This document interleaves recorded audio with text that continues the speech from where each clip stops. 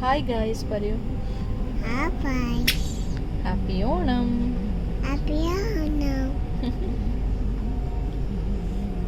Hello guys, welcome back to our new video.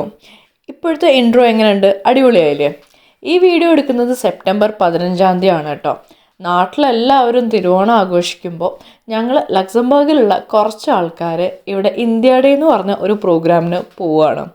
Indian association Luxembourg സംഘടിപ്പിക്കുന്ന ഒരു പരിപാടിയായിരുന്നു India day. എല്ലാ വർഷവും സെപ്റ്റംബറിൽ തന്നെയാണ് കേട്ടോ ഇന്ത്യ ഡേ നടക്കാറ്. പക്ഷേ ഈ കൊല്ലം ഓണവും ഇന്ത്യ ഡേയും ഒരുമിച്ച് വന്നു. അപ്പോൾ ഞങ്ങൾ വിചാരിച്ചു എന്നാൽ പിന്നെ ഓണം കുറച്ച് ദിവസം കഴിഞ്ഞിട്ട് ആഘോഷിക്കുക, ഇപ്പോഴുള്ള ഇന്ത്യ ഡേ സെലിബ്രേറ്റ് ചെയ്യുക എന്നുള്ളത്.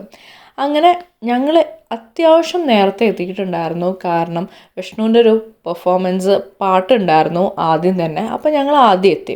കഴിഞ്ഞ കൊല്ലമൊക്കെ ഞങ്ങൾ ലേറ്റ് ആയിട്ടായിരുന്നു എത്തിയിട്ടുണ്ടായിരുന്നത്.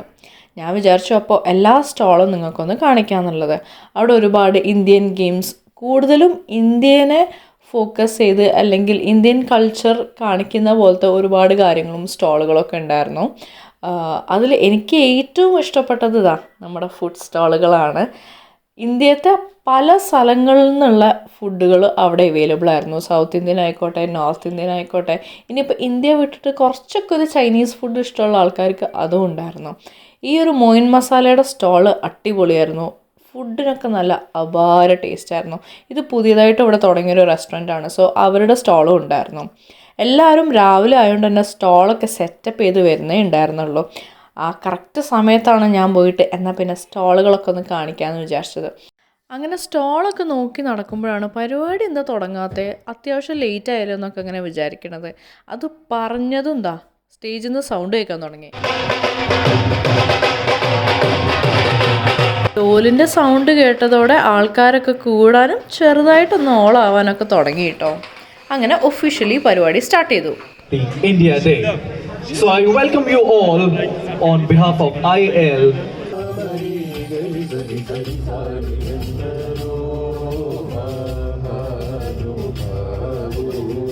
ഞാൻ ഇവരുടെ പാട്ട് എന്തായാലും വേറെ വീഡിയോ ഇട്ട് ഇടാൻ നോക്കാം. ഇതിലിട്ട് കഴിഞ്ഞാൽ കോപ്പിറൈറ്റ് അടിക്കും, അതുകൊണ്ടാണ് കേട്ടോ മ്യൂട്ട് ചെയ്തത്. പിന്നെ കുറച്ച് കേൾപ്പിക്കണമല്ലോ.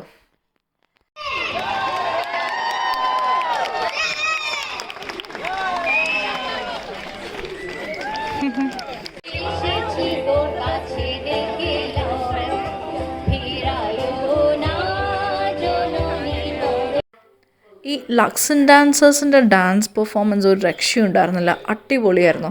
ഇവരുടെ ജൂനിയർ ടീമിൻ്റെ ഡാൻസും ഉണ്ടായിരുന്നു.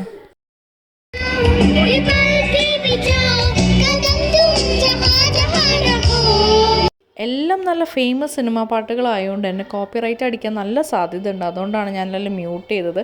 പിന്നെ ഇങ്ങനെ പിള്ളേരുടെ പരിപാടിയൊക്കെ നടക്കുമ്പോൾ ഓഡിയൻസൊക്കെ നല്ല അടിപൊളിയായിട്ട് ചിയർ ചെയ്യണ്ടായിരുന്നു കേട്ടോ.